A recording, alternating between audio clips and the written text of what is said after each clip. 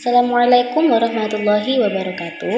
Perkenalkan, nama saya Angela Putri Anidatul Ruha dari Prodi Pendidikan Bahasa Arab semester 7 untuk memenuhi tugas tengah semester mata kuliah Hot.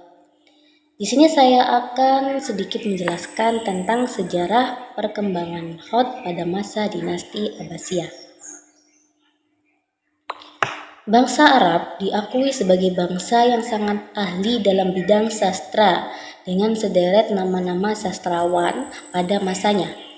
Namun dalam hal tradisi tulis-menulis masih tertinggal jauh bila dibandingkan dengan beberapa bangsa di belahan dunia yang telah mencapai kualitas tulisan yang sangat prestisius. Keadaan ini dapat dipahami mengingat bangsa Arab adalah bangsa yang hidupnya berpindah-pindah dan tidak mementingkan keberadaan sebuah tulisan, sehingga tradisi berkomunikasi secara langsung tampak lebih mereka sukai. Bahkan beberapa di antara mereka tampak anti huruf. Tulisan baru dikenal pemakaiannya pada masa menjelang kedatangan Islam dengan ditandai pemanjangan al-mu'allaqat, yakni syair-syair masterpiece yang terdapat di dinding-dinding Ka'bah. Hanya beberapa kalangan tertentu, seperti kalangan bangsawan Arab, yang menguasai keterampilan membaca dan menulis. Sampai pada awal Islam, corak kaligrafi masih kuno dan mengambil nama yang dinisbahkan kepada tempat tulisan yang dipakai, seperti Maki, tulisan Mekah, Madani, yakni tulisan Madinah, Hijazi, yakni tulisan Hijaz, Ambari, tulisan Ambar, Hiri, tulisan Hira, dan Kufi, tulisan Kufah. Kemudian sejarah ilmu kaligrafi masa Bani Abbasiyah pada tahun 750 sampai 1258 Masehi. Dinasti Abbasiyah memiliki pengaruh yang luar biasa dalam perkembangan dan kemajuan agama Islam. Saking berpengaruhnya, dinasti ini disebut dengan masa keemasan umat Islam, kejayaan, ketentraman, dan kesejahteraan umat. Seni kaligrafi sampai pada dinasti Abbasiyah dikarenakan dorongan para pemimpin dan Perdana Menteri Abbasiyah sehingga timbullah para seniman kaligrafi yang gemilang. Pada masa ini, kaligrafi terus berkembang dan semakin banyak pula para seniman kaligrafi yang muncul.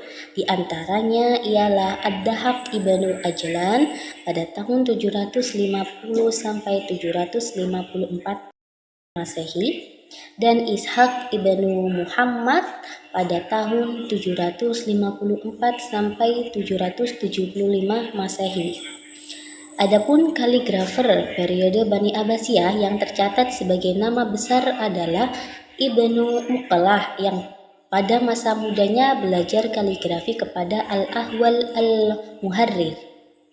Ibnu Muqlah ini berjasa besar bagi pengembangan tulisan kursif karena penemuannya yang spektakuler tentang rumus-rumus geometrikal pada kaligrafi yang terdiri dari 3 unsur kesatuan baku dalam pembuatan huruf. 3 unsur kesatuan baku ini ialah titik, huruf alif, dan lingkaran.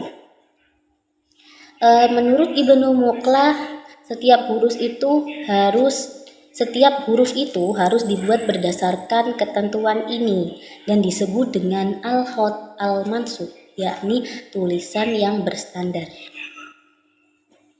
Ia juga mempelopori pemakaian 6 macam tulisan pokok al-aqlam as-sittah, yakni sulus, naskhi, muhaqqaq, raihani, riqah, dan tauqi yang merupakan tulisan kursif. Tulisan naskhi dan sulus menjadi populer dipakai karena usaha Ibnu Muqlah yang akhirnya bisa menggeser dominasi khat Kufi pada masa itu. Pemakaian kaligrafi pada masa Daulah Abbasiyah menunjukkan keberagaman yang sangat nyata, jauh bila dibandingkan dengan masa Bani Umayyah.